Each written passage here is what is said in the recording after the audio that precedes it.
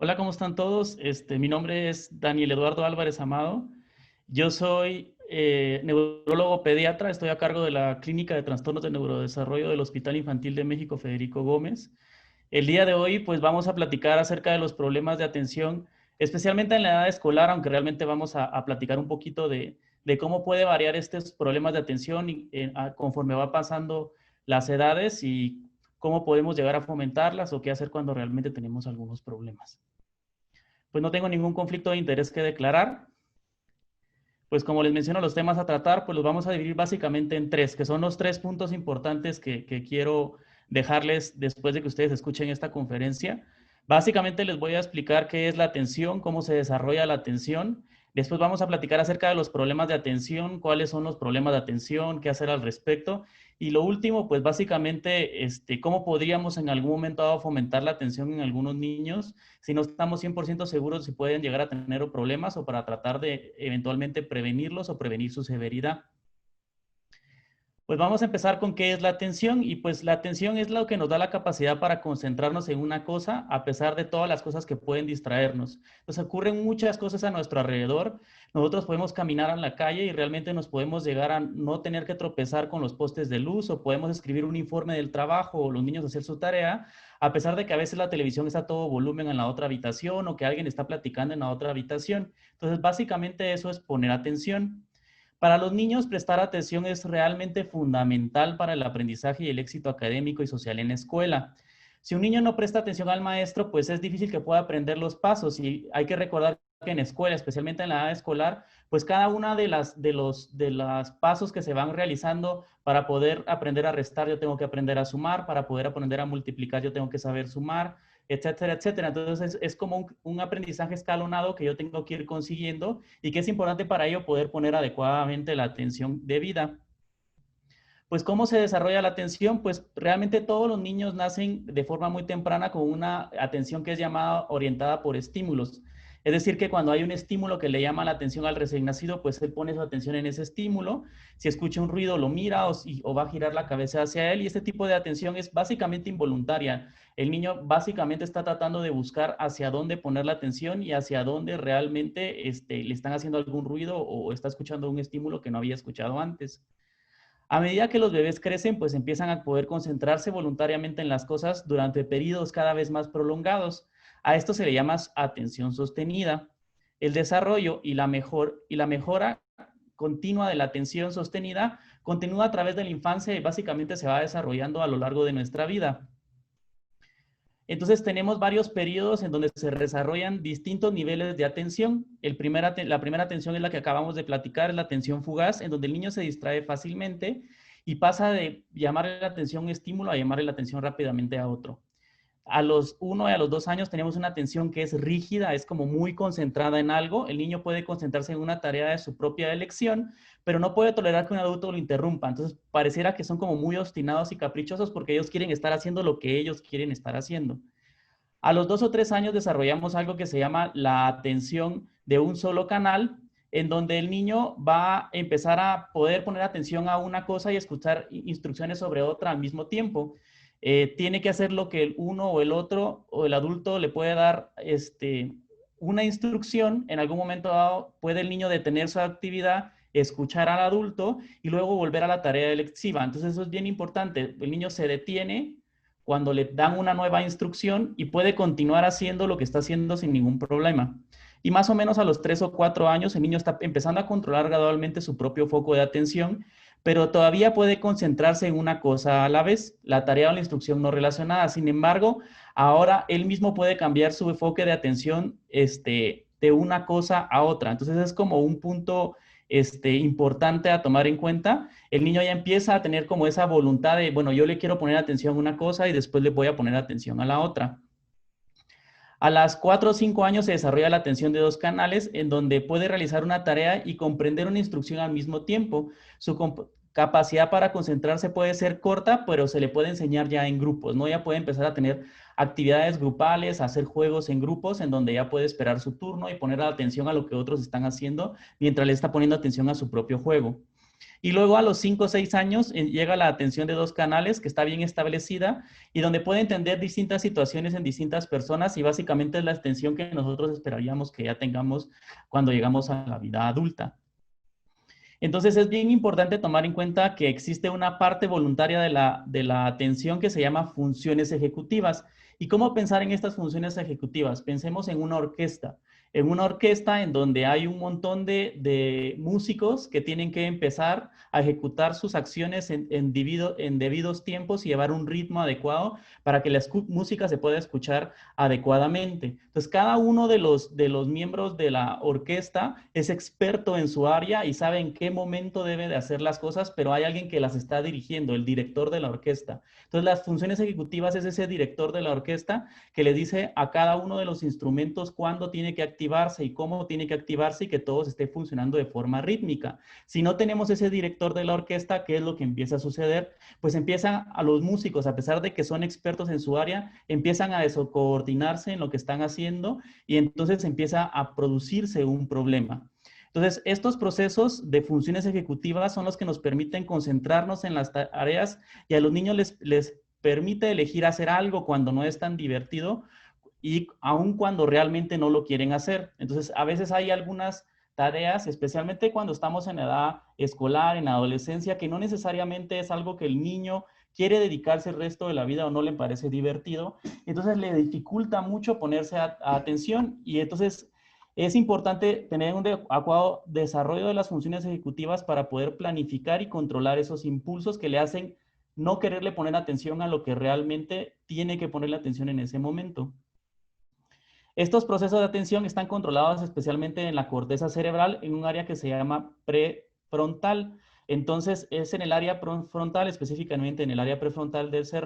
cerebro, que se empieza a desarrollar conforme va pasando el tiempo. Inclusive es el área cerebral que más tardíamente se tarda en desarrollar y que va cambiando conforme los niños van avanzando en su edad y termina de desarrollarse al final de la adolescencia. Entonces, tenemos que comprender que tenemos distintos niveles de desarrollo y podríamos entonces también pensar en la atención como un músculo que cuando nosotros nacemos es un músculo muy pequeño y que realmente no está bajo el control del niño y conforme vamos avanzando, nuestra capacidad biológica va aumentando y lo que va a permitir que ese músculo se vaya volviendo más fuerte y el niño pueda controlar en algún momento dado y mejorar su propia atención. Y como un músculo, eventualmente nosotros podríamos hacer algunas actividades en casa para tratar de ejercitarlo y poder enfocar de esta manera que mejores la forma que él o ella pone atención en sus tareas. Es algo que vamos a platicar al final de la plática, como qué podríamos hacer en casa para tratar de fomentar el adecuado desarrollo de la atención. Entonces, la siguiente pregunta es, bueno, existen periodos en donde nosotros podríamos esperar, especialmente en el momento preescolar de la vida de nuestro hijo, que no necesariamente tenga una adecuada atención. Entonces, la pregunta sería, ¿cuándo me tengo que preocupar? ¿Cuándo realmente puedo decir, hay un niño que tiene un problema de atención? Lo que se habla realmente o lo que se dice y se debe de considerar es que uno no puede diagnosticar problemas de atención hasta que los niños tienen por lo menos 4 años. Cuando los niños tienen 4 años, uno puede ya empezar a considerar de que el problema de atención necesita un tratamiento, no necesariamente la primera lección de esta edad es un tratamiento farmacológico, pero es importante considerar de que si ustedes notan de que los periodos de atención no están siendo adecuados para su hijo a partir de los 4 años, que consulten con su pediatra o con un especialista para que veamos si realmente es un problema que amerita algún tipo de intervención. Y recordar que no todo es déficit de atención y hiperactividad. Realmente los niños escolares pueden tener problemas de atención que no necesariamente son secundarios a un problema biológico, a un trastorno de déficit de atención y hiperactividad. Algunos niños pueden tener mucha ansiedad porque están muy estresados por el examen, porque se están exigiendo mucho a sí mismos. Pueden tener un problema de atención porque son muy obsesivos, si quieren, son muy perfeccionistas en lo que están haciendo. O pueden tener un estrés que es negativo. Recordemos que en la vida hay 2 tipos de estrés. Un estrés que es positivo, que es el que nos impulsa a hacer las cosas y nos impulsa a ser mejores, pero cuando ese estrés empieza a producir algo negativo dentro de nosotros, pues se vuelve un estrés negativo, ¿no? Entonces tenemos que tener mucho cuidado de no estar como saturando a los niños de actividades y que en algún momento dado eso les produzca un estrés que no esté siendo beneficioso para ellos y en algún momento dado eso producirles un déficit de atención que no necesariamente es TDA. Y también podemos pensar en un antecedente de un evento traumático. Y recuerdo mucho en la consulta externa de neurología, nos llegan muchos problemas, muchos niños con problemas atencionales, y en algún momento dado me llegó un paciente que me lo llevaban de una institución porque consideraban de que tenía trastorno de déficit de atención y hiperactividad, y platicando con el niño y con la mamá, pues el niño vivía en la calle, estaba durmiendo por periodos intermitentes en una iglesia, y esto hacía de que el niño no pudiera dormir bien, que no estuviera alimentado bien, que tuviera muchos factores que están alrededor acerca de su buen vivir, de tener una vida de niño, que lo estaba predisponiendo a no poder poner atención cuando finalmente lo llevaban a la escuela. Entonces, obviamente ese problema no es un trastorno de déficit de atención y hiperactividad, aunque no estoy diciendo que eventualmente sí está en riesgo de poderlo tener, pero primero hay que corregir como todo ese contexto social que está alrededor del niño antes de poder ponerle la etiqueta de trastorno de déficit de atención y hiperactividad. Y también hay algunos trastornos del aprendizaje que en algún momento dado se pueden confundir. Y hay cosas muy simples, como el hecho de que los niños estén durmiendo a la 1 de la mañana o a las 2 de la mañana viendo el televisor y se estén despertando a las 5 o 6 de la mañana, pues ese niño va a estar muy somnoliento todo el día y pudiera parecer como que no está poniendo atención, cuando realmente lo que tiene es básicamente, sí, no está poniendo atención, pero porque tiene sueño. Entonces es bien importante por eso, cuando tenemos un problema de la atención, que ese niño sea evaluado por un experto que tiene la capacidad para poder hacer el diagnóstico diferencial y saber que no todo niño que tiene problema de atención tiene un trastorno de déficit de atención y hiperactividad. Eso es como el punto importante respecto a los problemas de atención, especialmente de inicio temprano, o los problemas de atención en la edad escolar. Y entonces está la pregunta que yo estoy seguro de que todos en algún momento dado, o los papás que han tenido niños con problemas atencionales, o los papás que están relativamente enterados sobre el tema, ¿existe realmente el trastorno de déficit de atención y hiperactividad? Pues realmente sí existe. Esa se los puedo dar con toda la seguridad del mundo y sin dudar absolutamente nada. Es un trastorno que ha sido descrito desde 1789. Se conoce la primera descripción de un niño que tenía una inquietud mental que se considera que tenía TDAH. Y en 1845 está este dibujo de un niño que se llamaba Felipe el Berrinchudo, que era un niño que no se podía estar quieto y que tenía problemas atencionales. Entonces ya desde hace 2 siglos está descrito este síndrome o este trastorno, y no es algo realmente que sea una invención de este siglo o debido a las redes sociales. Podría ser en algún momento dado que podríamos considerar que la severidad se está agravando hasta cierto grado por los problemas, digamos, que están teniendo los niños a poder poner atención, y pues ahorita más agravada aún por los problemas que tenemos respecto a la pandemia y al confinamiento, a las clases en línea, etcétera, etcétera, aunque realmente hay algunos niños con problemas atencionales que pareciera que están siendo beneficiados por poder estudiar en casa, ¿no?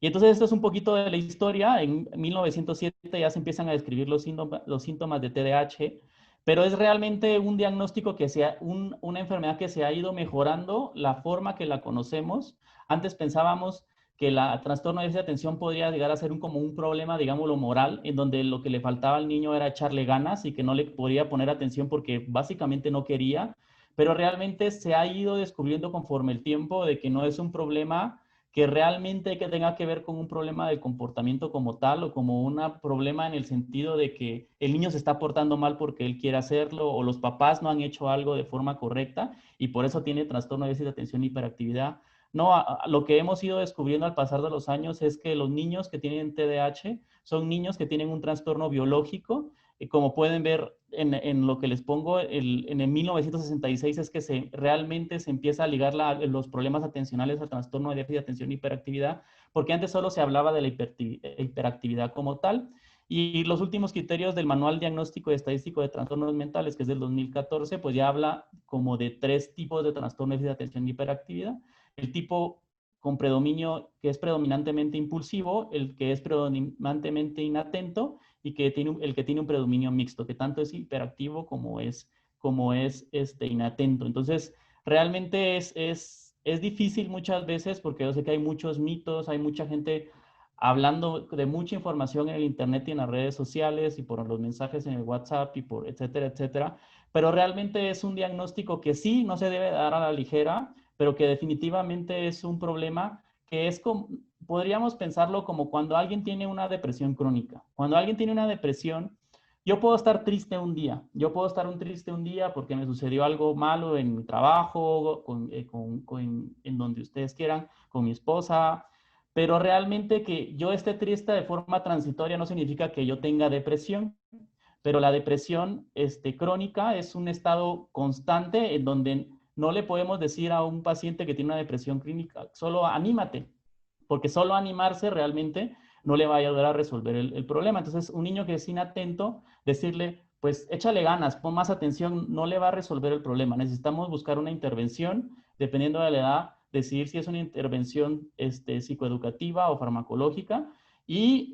buscar que todo el contexto que esté alrededor esté como enriquecido para que podamos aumentar lo mejor que podamos la atención, pero definitivamente no es un problema moral y no es un todo o nada, no es como cuando alguien está embarazada. Si alguien está embarazada o no está embarazada, pero el trastorno de déficit de atención no es así. El trastorno de déficit de atención tiene matices y es básicamente de lo que vamos a platicar ahorita, cómo esos matices pueden variar y por qué algunos niños que tienen déficit de atención tienen la capacidad para en algún momento estar hiperenfocados. Y puedo recordar un paciente que acabo de ver recientemente que me indicaba, llega al consultorio y me dice, doctor, los papás, mejor dicho, llegan muy preocupados porque el niño cuando está jugando videojuegos está hiperenfocado. No puede hacer más que enfocarse en los videojuegos y es tanto su enfoque que olvida ir al baño a hacer de la pipí y de la popó, ¿no? Entonces, el niño puede pasar 6, 8 horas jugando videojuegos y nada lo detiene, pero una vez lo desconectan de eso, al niño le cuesta hacer las cosas más simples como ordenar su cuarto, como hacer la tarea de la escuela, etcétera, etcétera. Y es por eso mismo, el déficit de atención en algún momento dado puede tener esas peculiaridades que inclusive hace que pensemos en las cosas buenas, porque la mayoría de estos niños son niños que son muy inteligentes y que tienen mucha capacidad cognitiva, pero que les cuesta realmente enfocarse en cosas que no necesariamente son que les causan placer o que les gustan. Y entonces hay que, por eso, hacer una intervención para ayudarlos a poder hacer algunas actividades que son importantes para realizar nuestra vida diaria y que básicamente son importantes para su educación. Entonces, ¿qué es el trastorno de déficit de atención e hiperactividad? Pues es un trastorno que se manifiesta desde la niñez con síntomas de hiperactividad, impulsividad o, como les acabo de comentar, inatención. Los síntomas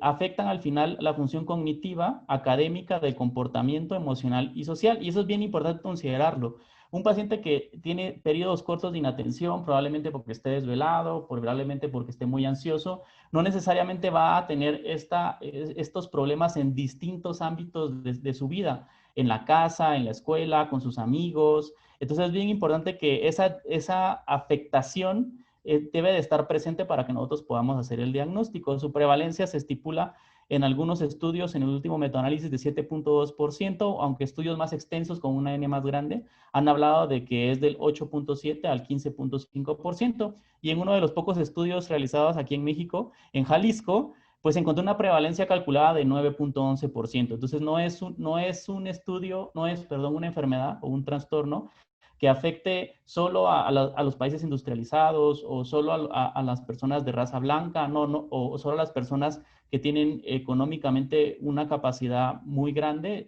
No respeta, es como cualquier enfermedad, no respeta la clase social, no respeta la raza, no respeta el lugar geográfico y puede afectar a cualquier niño, ¿no? Es más común especialmente el hiperactivo es más común en niños, en una relación de 4:1 y del tipo inatento 2:1. Quiere decir que los niños tienen el doble de probabilidad de poderlo padecer, pero se considera de que esta es como una prevalencia que realmente está escondida porque las niñas, como están lamentablemente como muy condicionadas a considerarse de que pueden en algún momento dado ser tímidas o no necesariamente querer hablar, puede llegar a no diagnosticarse la inatención en las niñas y es algo muy importante que se debe de considerar. Las niñas se considera que están subdiagnosticadas debido a esa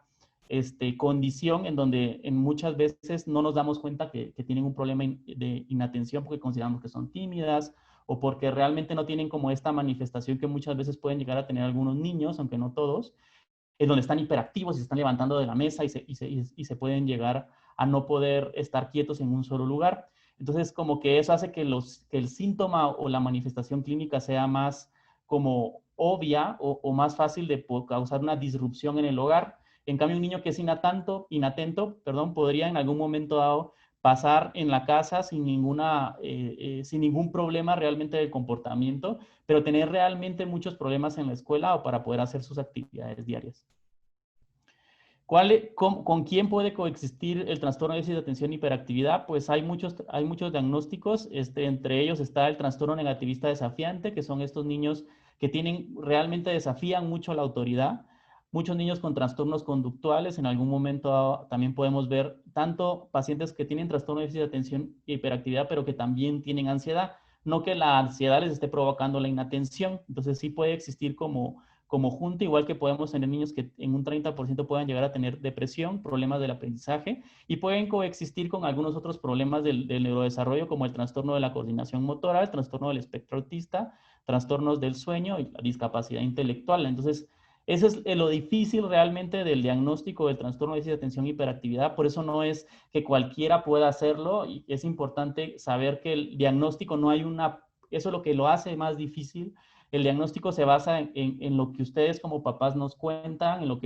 que ve el profesor en la escuela, porque muchas veces el niño puede actuar de distinta forma en la escuela que en la casa o cuando uno lo está valorando, aunque es bien importante considerar que sí puede uno tomar en algún momento algunas pruebas complementarias, pero ninguna de ellas ha demostrado que sea más sensible y más específica que una buena historia clínica y una buena exploración neurológica. Entonces es bien importante considerar que el diagnóstico no es fácil, que hemos aprendido mucho de él, que el cerebro es muy complejo y realmente no es fácil muchas veces como poder quitar y desmarañar entre todo lo que pueda estar sucediendo en casa o en la escuela y poder llegar al diagnóstico, pero no es imposible. Eso es lo importante. Y para eso, pues nosotros nos hemos dedicado mucho tiempo a estudiarlo y tenemos mucha experiencia en diagnosticarlo y es importante por eso que ustedes se acerquen con alguien que ustedes sepan, que sepa qué es lo que está haciendo. Entonces es muy importante considerar que los síntomas del trastorno de déficit de atención o la inatención en general puede manifestarse de distintas formas dependiendo del contexto. Entonces tenemos niños en donde antes de la escuela, a la hora de despertarse, pueden tener dificultades para poder estar listos para ir a la escuela, luchar excesivamente con los papás para poder tener todo preparado para ir a la escuela. Cuando llegan ya a la escuela, pues empiezan a tener dificultades en la falta de concentración, tienen bajas notas, tienen un comportamiento disruptivo en el contexto de que interrumpen frecuentemente las preguntas, se levantan de su escritorio, pero que también en el caso específico de las niñas o los niños con problemas de inatención, puede ser que el maestro indique de que como que se le va el avión al niño, como que de repente está viendo a la ventana o ve pasar una mosca y le llama la atención más la mosca que lo que realmente están aprendiendo en la clase. Y esto puede generar a la larga dificultad con las amistades. Nosotros recordemos que al final los niños muchas veces buscan como juntarse con una persona con la que se lleven bien, con la que muestre un desempeño no necesariamente el mejor, pero regular, y en el momento en que empiezan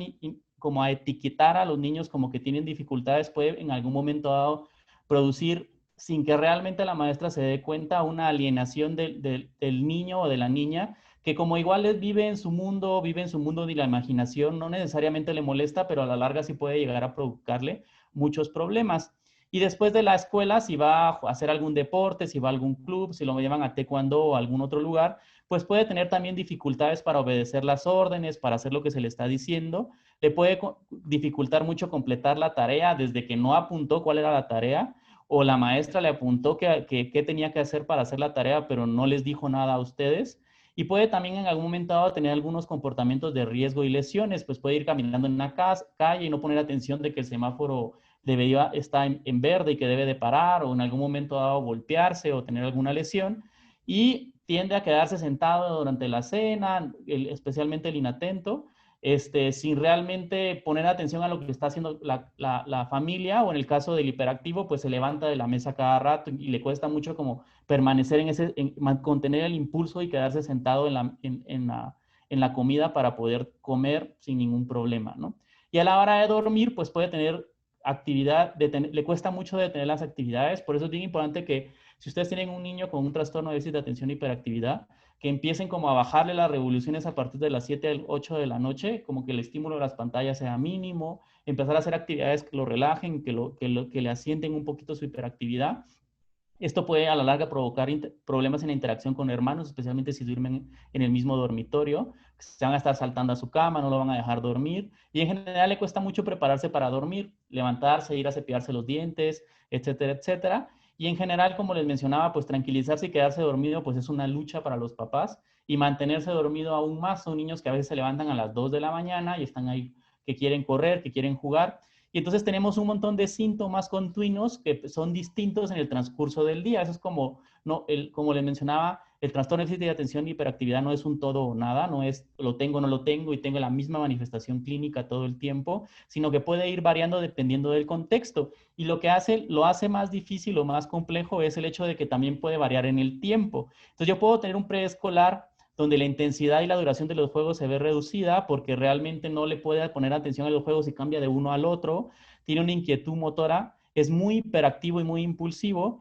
y debido a esto puede llegar a tener algunos déficits en el desarrollo que pueden llegar a confundir mucho. Algunos niños con trastorno de espectro autista que son diagnosticados con él pueden ser que sean pacientes que tienen una manifestación muy severa de trastorno de déficit de atención de hiperactividad y viceversa. Veo muchos pacientes con problemas de lenguaje, que su problema de lenguaje es básicamente su problema de atención, aunque obviamente no es una regla que se pueda generalizar para todos los pacientes, pero por eso es bien importante la valoración por alguien que tenga la experiencia para poder hacer el diagnóstico y hacerlo de forma correcta. También tenemos el trastorno negativista desafiante como un problema del preescolar, un niño que le cuesta mucho seguir las reglas, que le cuesta mucho que le pongan límites y que muchas veces es porque él no entiende. El niño que tiene trastorno de déficit de atención y hiperactividad no entiende bien las consecuencias a largo plazo de lo que está haciendo. Entonces necesitamos modificar la forma que lo disciplinamos y para eso necesitamos ayuda, porque probablemente le he dicho muchas veces a mamás que he visto una consulta externa, pues usted tiene 3 hijos mayores o 3 hijas mayores y pues ahí están y están bien y entonces usted se puede dar cuenta de que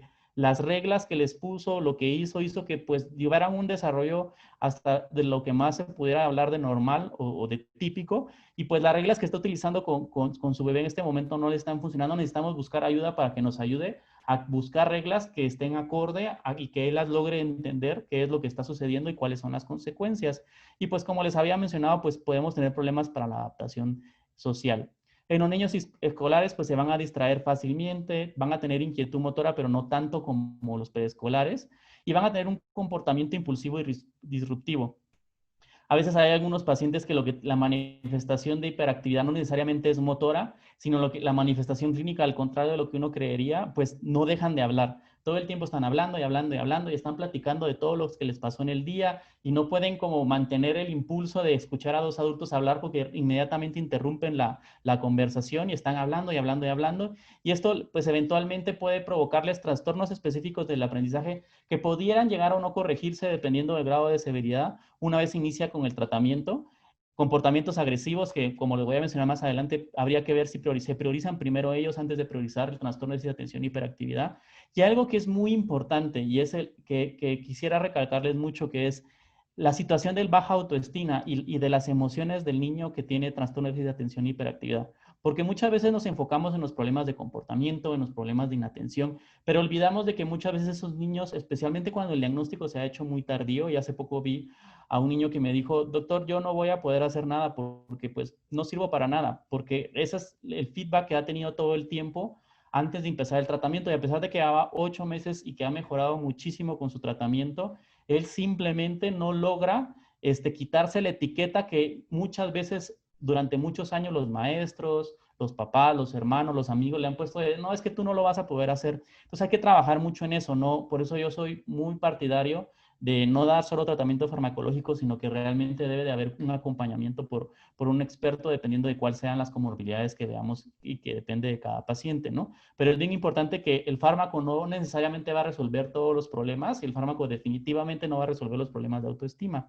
En algún momento dado el niño puede repetir clases y grados escolares, puede tener rechazos por los pares, el que son los compañeros de la escuela, y puede tener relaciones familiares deterioradas, porque básicamente pues todo el tiempo está enojado, o todo el tiempo está peleando con sus papás, o sus papás realmente se enojan mucho porque el papá le da o la mamá le da una actividad que tiene que hacer, Ellos creen, como les menciono, de que el problema es que no lo quiere hacer voluntariamente cuando realmente él no lo hace queriendo. Y entonces puede ser de que los papás entonces se enojen y en un momento dado de enojo hablen como palabras que no hirientes, que no necesariamente lo dirían en un estado normal. Entonces es bien importante detenernos y darnos cuenta de que ese deterioro de las relaciones familiares es otra cosa que si está demasiado grande, pues debemos trabajar y buscar cómo fortalecerlo y que tengan una interacción, un desarrollo y un ambiente familiar lo más positivo que se pueda. Y en los adolescentes, pues va a haber una falta de atención e impulsividad persistentes, va a disminuirse sustancialmente la inquietud motora, pero va a seguir teniendo problemas para planificar, para organizar, así como mantener las tareas y mantener el esfuerzo. Y en algún momento dado, pues algunas de las implicaciones y problemas asociados pues son comportamientos agresivos y antisociales, inclusive delictivos, problemas de alcohol y drogas, problemas emocionales y accidentes. Entonces es muy importante por eso lo ideal es que no pase de la edad escolar para hacerse el diagnóstico, para que tratemos de llegar a una adolescencia que sea lo mejor posible. Si es una época que de por sí puede provocar problemas en algunas familias, y eso se lo digo siempre a los papás, y siempre tenemos problemas por todas las hormonas que llegan a nuestro cuerpo. Imaginemos nuestra propia adolescencia o si no lo vivimos nosotros, algún amigo o amiga que cambió totalmente su comportamiento al llegar a la adolescencia, ¿cómo lo hará un paciente que no puede o un niño que no puede realmente controlar sus impulsos o que cada vez se está volviendo más compleja la escuela y no puede poner la atención a lo que le están enseñando porque simplemente se le dificulta mucho? Entonces es muy importante, como recapitulando, que saber que el trastorno de déficit de atención y hiperactividad es un problema descrito desde hace mucho tiempo. Antes era un problema del comportamiento, que se consideraba de que no era, que era algo que podía haber sido provocado porque los niños lo quisieran o porque los papás tuvieran un error a la hora de criar a los niños, pero ahora se sabe perfectamente que es un problema biológico. Algunas personas pueden llegar a tener solo los problemas de atención sin tener los problemas del comportamiento, especialmente conforme van siendo más grandes. Y lo puede padecer cualquier persona sin importarle el nivel de inteligencia y muchas veces sin importarle la edad. Y contándoles otra anécdota de otro paciente, hay un paciente que vi cuando ya estaba en su juventud mayor, más o menos de 25, 26 años, se terminó de graduar de la universidad, inclusive con su problema de trastorno de déficit de atención, y ahora lo que estaba teniendo era problemas en el trabajo. ¿Por qué tenía problemas en el trabajo? Y él me lo decía muy bien, me decía, es que a mí se me ocurren ideas geniales, ideas que a nadie más se le ocurren en empresa y mi jefe por esas ideas me quiere mucho, pero muchas veces las cosas pequeñas que yo considero que no tienen importancia, porque pues, ¿qué tiene de importancia hacer la orden de los pedidos? ¿O qué tiene la importancia ver que se le hayan pagado a los empleados cuando mis ideas son tan grandes? Y él hablaba de sus ideas como una cosa maravillosa y eso es lo que sucede. Los niños con TDA son pacientes muy apasionados, muy inteligentes en su mayoría y es algo que hay que aprovechar. Tienen mucha imaginación, especialmente los inatentos, porque tienen un mundo adentro de su cabeza. Y entonces, pero este paciente específicamente tenía muchos problemas a la hora de hacer esas pequeñas cosas que era lo que lo hacían, que iba a escalonar dentro de la empresa. Y llegaba conmigo porque una vez le subieron el puesto, tuvo a cargo muchas personas y lo tuvieron que bajar porque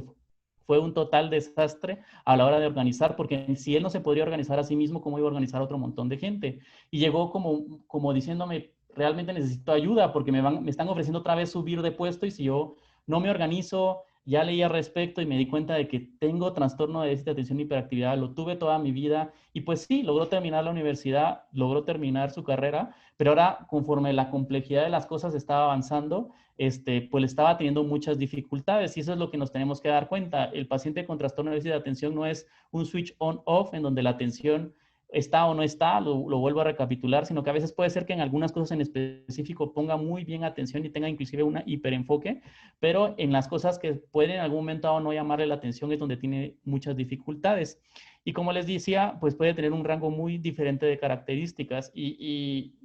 ahorita vamos a platicar como qué tan probable es de que en algún momento a un paciente pueda llegar digamos, curarse su trastorno de déficit de atención y hiperactividad. Y entonces esta es otra gráfica que me gusta mucho. Podemos tener entonces, darnos cuenta que realmente la inatención es uno de los síntomas que más se mantienen constantes en el déficit de atención e hiperactividad, pero es la hiperactividad y la impulsividad que puede llegar a variar conforme va pasando el tiempo. Entonces puede ser que los pacientes sean muy hiperactivos cuando están en la edad preescolar y conforme vayamos avanzando, se va poniendo cada vez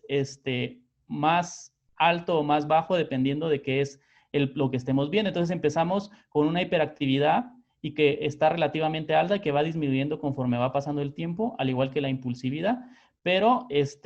conforme van pasando los años, pues pueden aparecer varias comorbilidades y los problemas entonces se van variando dependiendo de cuál sea la edad del paciente. Entonces, cuando, como les mencionaba, en adolescencia podemos empezar a notar que ciertos pacientes para compensar o para mejorar su ansiedad o sus problemas de atención empiezan a fumar o por no controlar su impulsividad empiezan a tener problemas legales. Y en la universidad pasamos de la adolescencia a tener problemas, en edad escolar a tener problemas académicos, a cada vez ser más dificultosos los problemas académicos y tener realmente un fracaso universitario, que obviamente no es una regla, como el ejemplo que les acabo de poner, pero que en la adultez eventualmente se puede llegar a manifestar como un fallo ocupacional, problemas de autoestima, problemas en las relaciones, abuso de sustancias o lesiones o accidentes. Y quiero resaltar eso, o sea, realmente no es que a todos los niños con trastorno de déficit de atención les vaya a suceder eso, especialmente, obviamente, el riesgo se disminuye sustancialmente cuando nosotros damos tratamiento, pero es importante considerar lo que hay todavía en México, en Latinoamérica y en general en todo el mundo como un problema para la hora de diagnosticar los problemas de salud mental. Todavía tendemos a verlos como que con cierto grado de vergüenza, como pensar que como nosotros como padres hemos fallado y eventualmente los mismos niños sienten que es una etiqueta negativa para ellos, cuando al contrario, he visto niños tener éxitos increíbles y aún con el diagnóstico de trastorno de déficit de atención y hiperactividad y que lo ven como un superpoder. Entonces es muy importante considerar de que no es algo malo, es algo que pues sucedió lamentablemente. Las causas exactas de por qué a unos niños les sucede y a otros niños no se saben con exactitud, pero lo importante es que se sepa de que hay un tratamiento y que ese tratamiento los puede ayudar a tener la vida lo más normal posible. Entonces, ¿qué deberíamos de tratar primero? Si vemos que hay pacientes que son diagnosticados tardíamente y que tienen muchos problemas, pues comúnmente el orden de tratamiento depende del grado de severidad. Entonces, por ejemplo, si es un adulto que tiene abuso de sustancias, pues obviamente sería con mucha prioridad. Si está con una depresión severa, pues también habría que ver cuál es la prioridad, si tratar la depresión. Y comúnmente los adultos, pues, se empieza el tratamiento con los trastornos de ansiedad y se va tratando poco a poco el trastorno de déficit de atención y hiperactividad, que es comúnmente con lo que empezamos con los niños y con los adolescentes. Y dependiendo de si existe o no algún trastorno importante como trastornos conductuales o un trastorno negativista desafiante, pues se considera si mejor se empieza el tratamiento para eso antes de empezar el tratamiento para el déficit de atención y hiperactividad. Por eso es que es como algo que es muy específico para cada persona, ¿no? Es muy distinto. Cada niño que yo veo con déficit de atención y hiperactividad o con problemas de atención es totalmente distinto y se tiene que uno tomar el tiempo para conocer a la dinámica familiar, para conocer la dinámica en la escuela, para conocer a los papás y buscar de esta manera encontrar qué es lo mejor para ellos, que como en conjunto, no solo ver le doy un medicamento y con eso se va a solucionar todo, o lo mando con X o Y psicopedagogo o terapeuta y con eso se va a resolver el problema. Realmente es algo que se va resolviendo conforme va pasando el tiempo y realmente qué iniciar y cómo iniciarlo depende de cada niño. Entonces, ¿cuál es el tratamiento? Pues realmente lo único, y eso lo quiero recalcar, yo sé que hay muchas teorías en internet que hablan de que eso no es cierto, que realmente es como una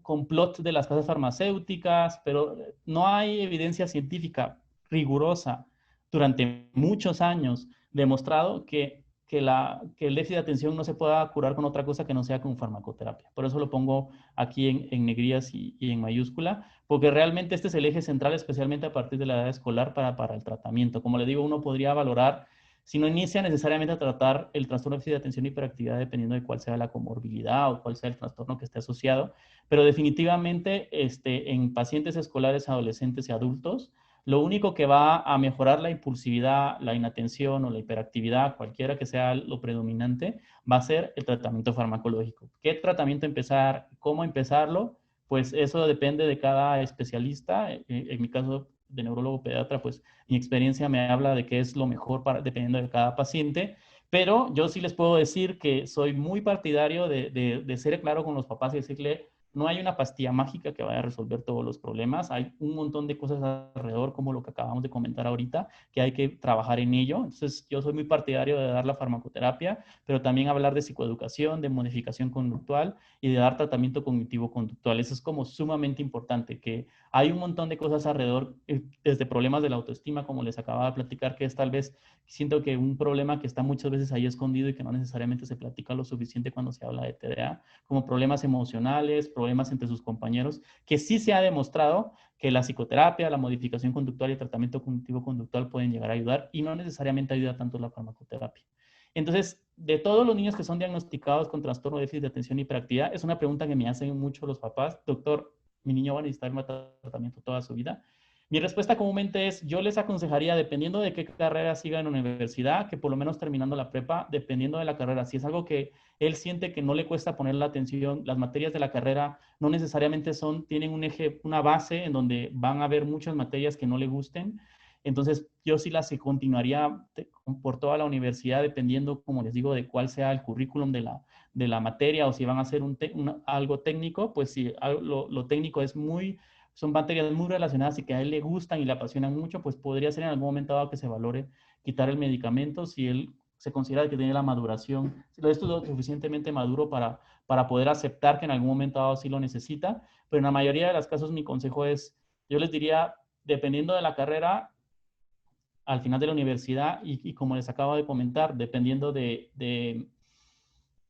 qué tan exigente sea el trabajo y qué tanto le cueste o que tenga que hacer como estas pequeñas tareas que no necesariamente le gustan, pero que son importantes para desarrollarnos como empleados, como dueños de empresa, etcétera, etcétera, pues podría ser que sí necesite tratamiento farmacológico para el resto de su vida. La realidad es que el 15% de los pacientes, como lo dice en mi diapositiva, van a persistir con los criterios diagnósticos completos en la edad adulta y más o menos del 40 al 60% de los pacientes se clasificarán como remitentes parciales, es decir, su TDA puede ser que en algún momento lo lleguen a no ser tan severa, pero sí necesitar sí necesitar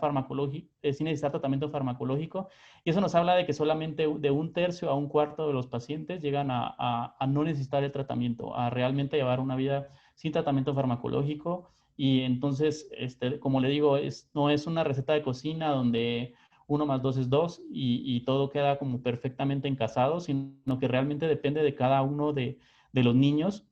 y de los pacientes y de los papás, etcétera, etcétera, de qué quieren en la vida, pero no tiene nada de malo necesitar el tratamiento y aceptar que se necesita ayuda para mantener la atención. Una vez él sepa de que es una etiqueta que no es negativa, él tiene una autoestima adecuada y etcétera, etcétera, para saber que si en algún momento dado él considera de que las exigencias en la vida de ese momento, porque tienen un nuevo hijo y se están desvelando y entonces están trabajando más, y tal vez pasaron 5 años sin tratamiento y ahora lo necesitan, pues saber que en adultos es cada vez más común diagnosticarlo y tratarlo. Y muchas veces, muchos pacientes que han vivido una vida muy difícil, y les puedo decir que he visto pacientes adultos jóvenes que realmente toda su vida tienen ya un sentimiento como de negatividad sobre yo no puedo, como soy la persona de las grandes ideas, pero que nunca las aterriza y que muchas veces han tenido como relaciones muy negativas porque son muy desordenados, se les olvida todo. Recuerdo un paciente hace poco que llegó al consultorio que me dice, doctor, yo necesito que me ayude porque no puedo poner atención, no puedo poner atención. Yo, ¿por qué me dices que no puedes poner atención? Es que yo quiero jugar mis videojuegos y empiezo el videojuego, lo prendo, pongo el control, empiezo a ver el videojuego y de repente me pongo a hacer otra cosa y dejé ahí el aparato prendido y ya no pude jugar. Entonces, es bien importante considerarlo que, como les digo, es algo que tiene solución, que es importante que busquen la ayuda, que realmente debemos de dejar de ver los problemas mentales como algo negativo y que necesitamos poner etiquetas negativas, sino al contrario, es algo que debemos buscar que los diagnósticos sean cada vez más tempranos y que la relación familiar y entre los amigos y entre cada una de las personas sea cada vez más positiva.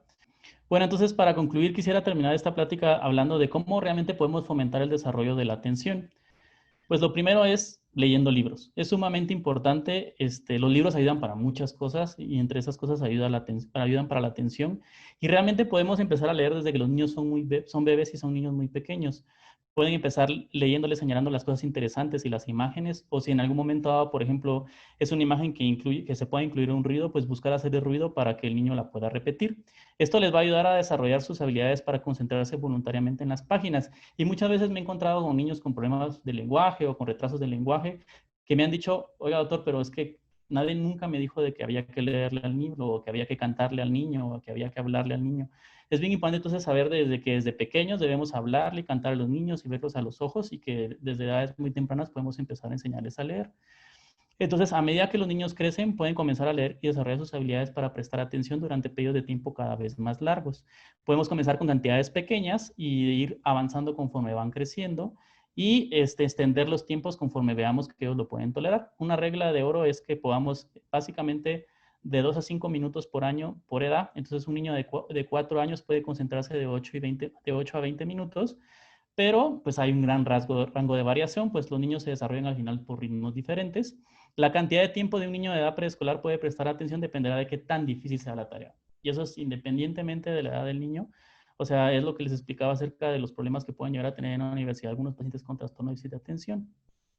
No se debe preocupar si su niño de 4 años solo se concentra 5 minutos, pero debe tratar de ir ejercitando ese músculo y intentándolo ir aumentándole el tiempo, y si en algún momento le preocupa algo, pues consultarlo con su pediatra. Si desea que su hijo se concentre en una tarea, es muy importante que las actividades sean interesantes. Entonces, si los niños, los bebés, incluso los bebés se cansan de mirar un objeto que les parece que es muy repetitivo, eventualmente se van a habituar a él y van a apartar la mirada. Entonces, no necesariamente significa que debemos de ser payasos y debemos hacerle juegos artificiales a los niños para poder mantener su interés, pero sí es importante que las actividades como que sean amenas para ellos, especialmente cuando es algo que no les gusta hacer. Para darles un ejemplo, cuando tenemos que limpiar la habitación y tenemos que guardar todos los juguetes, pues decirles, vamos a ver quién termina de guardarlos más rápido, en vez de solo decirles, guarda tus juguetes, ¿no? Entonces hay que tratar en la medida de lo posible de guardar la cordialidad lo más que se pueda, de enseñarles a ser ordenados de una forma que no necesariamente les esté provocando como una sensación negativa de, ya me toca guardar los juguetes, sino que realmente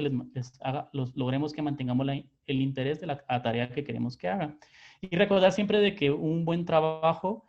el concentrarse toma trabajo, y que nosotros debemos de hacer un reforzamiento positivo, ya sea dándoles un abrazo, diciéndoles que los amamos, que qué bueno que lo hicimos, o llevarlos a algún lado como si es una tarea que realmente han estado como trabajando mucho para que la pueda llegar a hacer.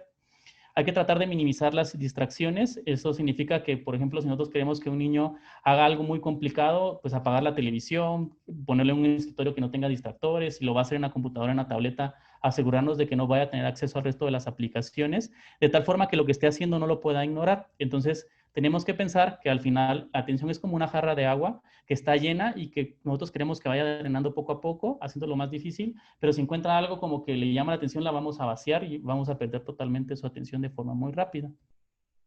Jugar juegos es otra cosa que es sumamente importante y que muchas veces hemos dejado de hacer. Eso nos va a ayudar a llamar la atención. Un buen ejemplo es la memoria, pero puede ser cualquier juego. Si el niño está lo suficientemente grande, puede ser ajedrez, puede ser damas. Y tratar en la medida de lo posible que sean juegos en familia. A veces yo les recomiendo a los papás también hacer rompecabezas y considerar que jugar juegos no significa llevarlo al parque, que se ponga a jugar con un montón de niños, que es lo que a veces algunos papás me refieren, sino que es jugar entre nosotros. O sea, sí es importante las actividades con otros niños, sí es importante las actividades físicas, pero es tener un momento de familia en donde ustedes puedan compartir con el niño y que puedan enseñarle qué es esperar el turno, qué es poner atención. Un ejemplo de un juego que se puede hacer al aire libre es un juego que se llama Luz Roja, Luz Verde, en donde hay un niño dando la espalda a 4 o 5 niños, y el niño que está dando la espalda dice luz verde, estos empiezan a avanzar, y cuando él dice luz roja y se voltea, el resto tiene que parar, y el que no para se tiene que salir del juego. Y esto va a hacer que él tenga que poner atención a cuando dicen luz verde y a poner atención a cuando el que esté adelante diga la luz roja, ¿no? Explicarles qué es prestar atención también es importante. A veces asumimos que los niños saben qué es lo que les estamos diciendo y a veces no les hemos dicho qué es, ¿no? Entonces, prestar atención es, por ejemplo, ponerle la mano y decirle, a ver, prestar atención es que veas mi mano, tus ojos me están viendo, tu boca está tranquila, tu cuerpo está tranquilo, tus oídos me están escuchando y tu nariz está respirando. Y estás haciendo eso al mismo tiempo que estás viendo mi mano. Entonces, explicarles qué es poner atención o qué es lo que queramos que hagan al decir prestar atención. Entonces, ir practicándolo y decirles, bueno, vamos a tratar de que te concentres en lo que te estoy diciendo y pedir que le repita lo que uno le dije, ¿no? Entonces hay que tratar en la medida de lo posible. Esto, como les digo, obviamente lo tienen que hacer de alguna forma que le llame la atención, pero es importante que lo vayamos practicando. Entonces, en resumen, ¿cómo podemos fomentar el desarrollo de la atención? Leyendo libros, manteniendo las actividades interesantes, minimizando la distracción, jugando juegos y explicar qué es prestar atención. En caso de que usted considere que existe un problema de atención, es importante consultarlo con su pediatra y determinar si existe la necesidad de valorarlo de que tenga una valoración por un experto. Y el inicio de tratamiento definitivamente mejora el pronóstico de todos los niños que tienen problemas atencionales sustancialmente. Entonces, eso sería todo de mi parte. Quisiera agradecer al doctor Benavides y al doctor Risoli por la invitación a participar. Los quisiera invitar a buscarme en Twitter. Me pueden encontrar como Lalo Álvarez Amado. No soy tan activo en las redes como lo debería de ser, pero ahí voy a estar poniendo algunas cosas. Voy a tuitar en algunos días esta plática y van a encontrar otra plática que hace mucho día acerca de cómo fomentar la lectura en niños pequeños. Y los invito a también darle like y a buscarlos en Cerebros en Desarrollo, donde el maestro Barragán y el doctor Juan Carlos García están muy activos, dando muchos temas de su interés y los invitamos y esperamos que nos puedan acompañar. Muchísimas gracias.